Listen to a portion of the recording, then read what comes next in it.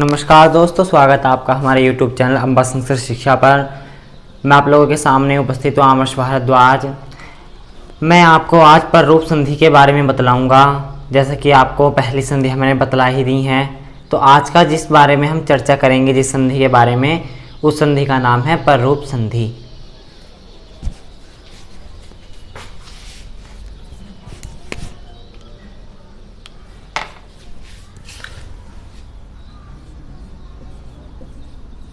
पररूप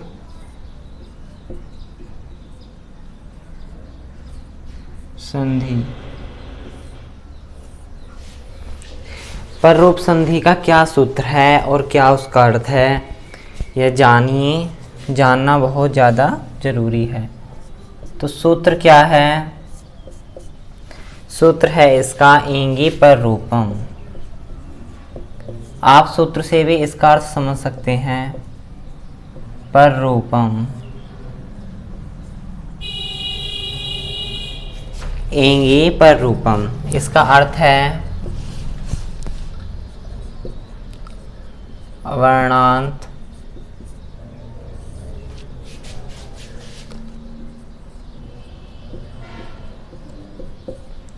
उपसर्ग से पर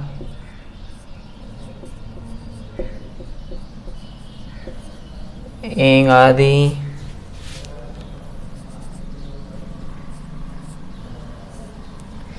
आदि धातु के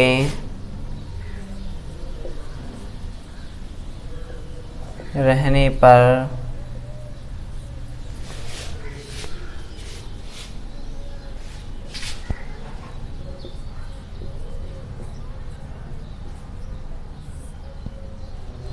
पूर्व रूप के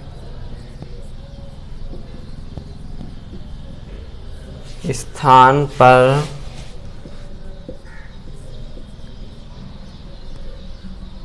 क्या होता है? पररूप एकादेश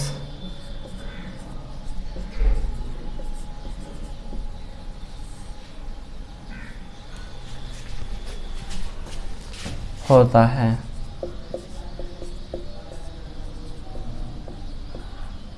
देखिए, आप अर्थ निकाल सकते हैं। अवर्णांत उपसर्ग से पर में, अवर्णांत मतलब जो अवर्ण है, जिसके अंत में आवर्ण है। आवर्ण मतलब आवर्ण। उपसर्ग से पर, अवर्णांत और उपसर्ग से पर एंग आदि धातु हो। एंग आदि क्या है हमारा? एंग क्या है हमारा? ए ओ। एंग है हमारा सूत्र। तो एंग के आ और गा मिलने से एंग बना हमारा। तो एंग आदि धातु के रहने पर पूर्व पर के स्थान पर पररूप एकादेश होता है। देखिए, अवर्णांत उपसर्ग, मैं आपको एक छोटी सी बहुत सिंपल सी चीज़ समझा देता हूँ, जिससे आप लोगों को अच्छी तरह से समझ में आ जाए। इधर देखिए, आवर्ण और विसर्ग क्या हुए हमारे? पूर्व। एंग क्या हुए हमारे? पर। एंग में क्या है?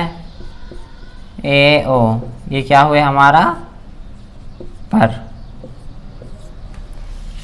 जब इधर हमारा पूर्व है, इधर हमारा पर है, तो क्या है? अवर्णांत उपसर्ग से एंग आदि धातु के रहने पर पूर्व रूप के स्थान पर, जो पूर्व जैसा रूप है, उसके स्थान पर क्या हो जाएगा?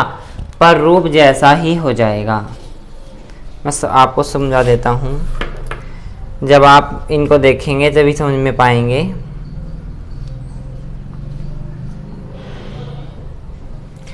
इसमें कुछ नहीं करना है। इसमें सिर्फ एक ही सिंपल सी चीज़ है इस बार संधि में, जो हमारी संधि बनी हुई है, जिस तरह से हमारी संधि विच्छेद है, बस उसको जोड़ देना है, वही इसका संधि रूप बन जाएगा। अब मैं आपको बता देता हूँ। एंग है हमारा, इसमें क्या है? एंग। एंग क्या है हमारे? ए और ओ, और अवर्ण और विसर्ग है। ठीक है, ये पूर्व है, ये पर है हमारा। अब हम इसकी संधियाँ जानेंगे। संधि, पहली संधि है इसकी प्राजमा एजते। प्राजमा एजते, यहाँ पर गुण हो सकता है लेकिन ये पररूप संधि के अंतर्गत हैं। तो एंगा पदांता दति जो सूत्र है वह गुण का अपवाद कर देता है, मतलब उसको रोक करके, उसको बांध करके उसके स्थान पर क्या कहता है, एंगी पररूपम। और ये क्या कहता है, अवर्णांत उपसर्ग से पर। अवर्ण है हमारा, जब हम प्रा की संधि विच्छेद करेंगे तो हमारा आ जाएगा। तो अवर्णांत उपसर्ग से पर, एंग आदि धातु रहने पर, एंग आदि में हमारा ए इधर मिल गया, रहने पर पूर्व रूप के स्थान पर, जो पूर्व रूप है हमारा, इसके स्थान पर क्या हो जाना चाहिए, पर रूप एक आदेश हो जाना चाहिए, पर जैसा ही रूप हो जाना चाहिए। तो इसमें ना ही कोई किसी के स्थान पर आदेश हुआ है, ना ही किसी के स्थान पर कुछ हट करके लगेगा, सिर्फ जिस तरह से संधि विच्छेद है, ठीक है, संधि विच्छेद है हमारा, बस इसको ही क्या करना है, जोड़ देना है। तो जोड़ करके क्या बनेगा, प्रेजते। बहुत आसान है। अगला क्या है, दूसरा देखिए, उपजमा ओषति।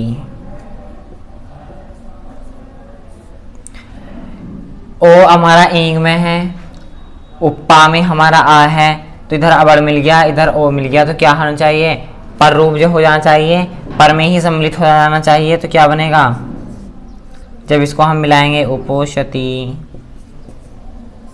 ना ही किसी के स्थान पर कोई आदेश हो रहा है, ना ही ऊ के स्थान पर ओ हो रहा है, ना ही ई के स्थान पर ए हो रहा है, और ना ही ई के स्थान पर आई हो रहा है, जैसे यहाँ पर हो जाना चाहिए था, ठीक है, वृद्धि हो जानी चाहिए थी यहाँ पर, लेकिन नहीं हुई।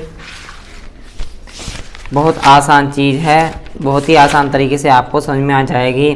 जैसे प्रेजते में वृद्धि संधि हो जाती है हमारी, ठीक है, लेकिन नहीं हुई। क्यों नहीं हुई, क्योंकि ये इस सूत्र के अंतर्गत है, इस वजह से नहीं हुई।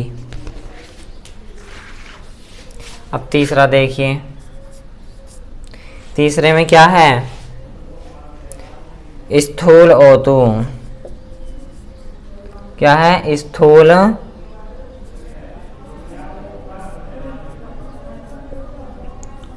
ओतु। ला में हमारा आ है, इधर हमारा एंग आदि है, सिर्फ क्या करना है, जोड़ना है। जब हम इसको जोड़ेंगे तो क्या होगा, स्थूल, और इसके ऊपर आ गया तो स्थूलोतु। चौथा क्या है हमारा,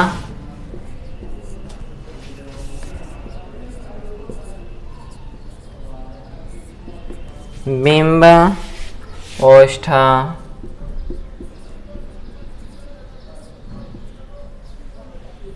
तो क्या बनेगा इसका,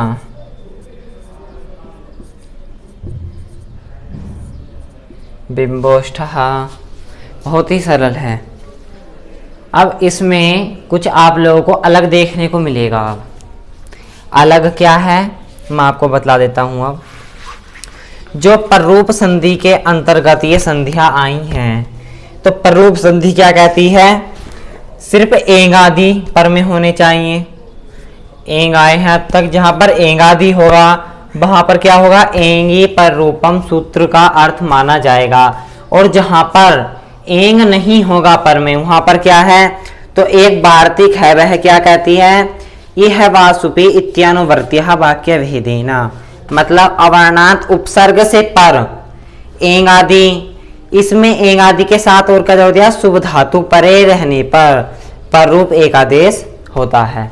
अब आप इसका स्क्रीनशॉट ले सकते हैं, लिखना चाहें तो लिख सकते हैं। मैं इसको मिटा करके आपको दूसरा कुछ समझाऊंगा। मैं इसको मिटाने जा रहा हूं, जल्दी से नोट कर सकते हैं आप लोग।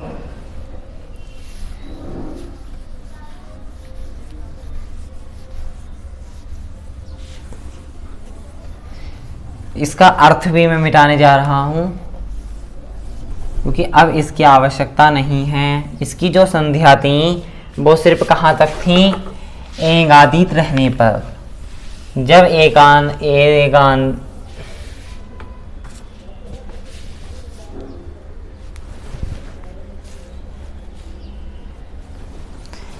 वार्तिक क्या है?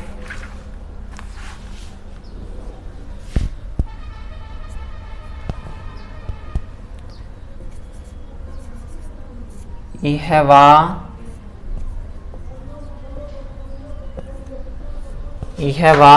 शुपी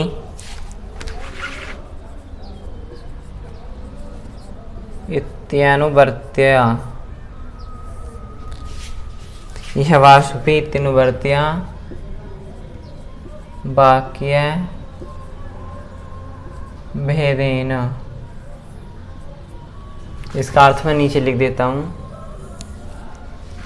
ठीक है। अवर्णांत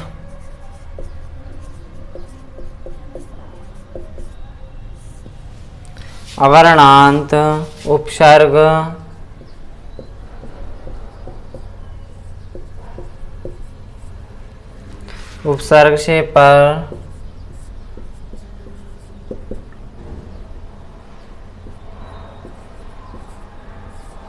अवर्णांत उपसर्ग से पर एंग आदि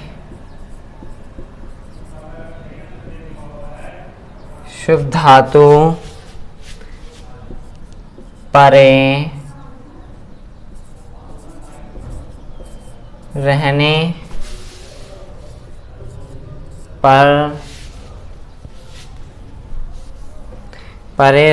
पर,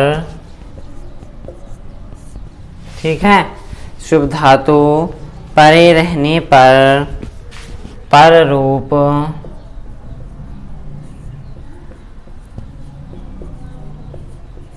एक आदेश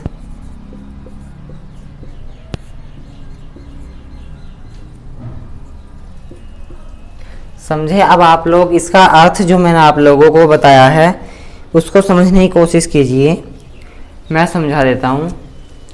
अवर्णांत उपसर्ग से पर, ये अवर्णांत उपसर्ग कब होने चाहिए? पूर्व में। पर क्या है? इनसे एंग आदि। जो हमारा सूत्र मैंने आपको बताया एंगी पर रूपम, एंगी पर रूपम। एंग काय में हो? पर में हो। लेकिन ये जो वार्तिक कहती है एंग भी हो और शुभ धातु के परे रहने पर, जो शुभ आदि हैं उनके परे रहने पर भी पर रूप एक आदेश हो जाता है, हो सकता है, ठीक है। तो जहां पर आप लोगों को एंग आए पर में, ए ओ जहां पर में हो तो वहां पर तो एंगी पर रूपम सूत्र काम करेगा। हालांकि ये भी, लेकिन ये मोस्टली किसके लिए है? शुभ धातु के लिए, क्योंकि एंग का तो वो कर ही रहा है, ठीक है। लेकिन ये एंगी पर रूपम सूत्र के अंतर्गत ही है, तो इसलिए ये एंग आदि ये भी करेगा। लेकिन जो मेन है, जो मोस्टली चीज ये अलग से दी गई है इसमें, वो शुभ धातु है, ठीक है। ये अलग से जो दिया गया है शुभ धातु की वजह से दिया गया है, वरना तो एंगी पर रूपम तो एंगी कर ही रहा है, ठीक है। अब इसके प्रयोग देखिए। अब आप इसका पहला प्रयोग क्या है? शक जमा अंधु,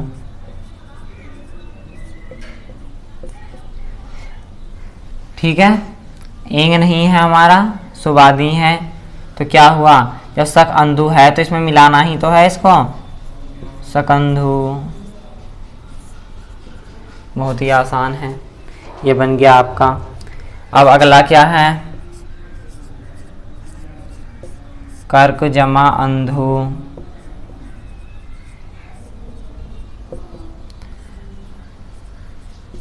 करकंधु। तीसरा क्या है हमारा? कुल अटा, कुल जमा अटा, तो क्या होगा? कुलटा। जैसे कुलटा कहते हैं ना स्त्रियां आपस में एक दूसरे को, तरह वही वाला उल्टा है। हल जमा ईशा, तो क्या होगा? हलीशा। सिर्फ मिलाना है एक दूसरे में, बाकी और ज़्यादा कुछ नहीं है, 5वां क्या है हमारा, शिवाय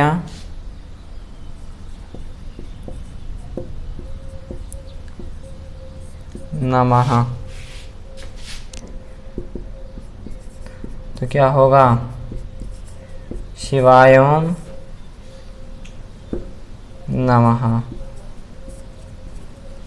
6ठा क्या है, का ओमेति वदति, का ओमिति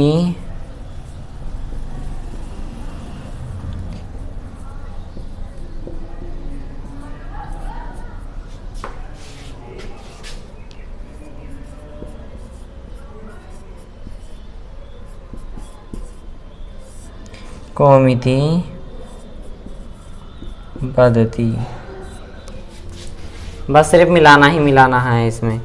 7वां क्या है, बस आपके 6 ही हैं ये, इसमें संध्या जो है थोड़ी कम दे रखी हैं। इतना ही आप लोग समझ सकते हैं, सिर्फ इसमें मिलाना ही मिलाना है। सिर्फ ध्यान यही रखना है कि जहाँ पर एंगी पर रूपम है वहाँ सिर्फ एंग पर में होने चाहिए, और जहाँ पर आपका इह वा शुपे इत्यानुवर्त्या वाक्य भेदेनी वार्तिक है वहाँ पर शुभादि भी है और एगादि भी है। बस आपकी ये वीडियो यहीं तक है। आज ये आपकी वीडियो समाप्त हो रही है, और आशा करता हूँ आप सभी लोगों से कि आप लोगों को समझ में आ ही गया होगा। और वीडियो अच्छी लगे तो वीडियो को लाइक करें, शेयर करें, चैनल को सब्सक्राइब करें, ताकि जो आने वाली वीडियो हैं वो आप तक पहुंच सकें, और आप लोग आसानी से अपना सिलेबस जो आपका संधियों का एक ट्रिक है उसे कंप्लीट कर सकते हो, आसानी से पढ़ सकते हो। वीडियो देखने के लिए धन्यवाद।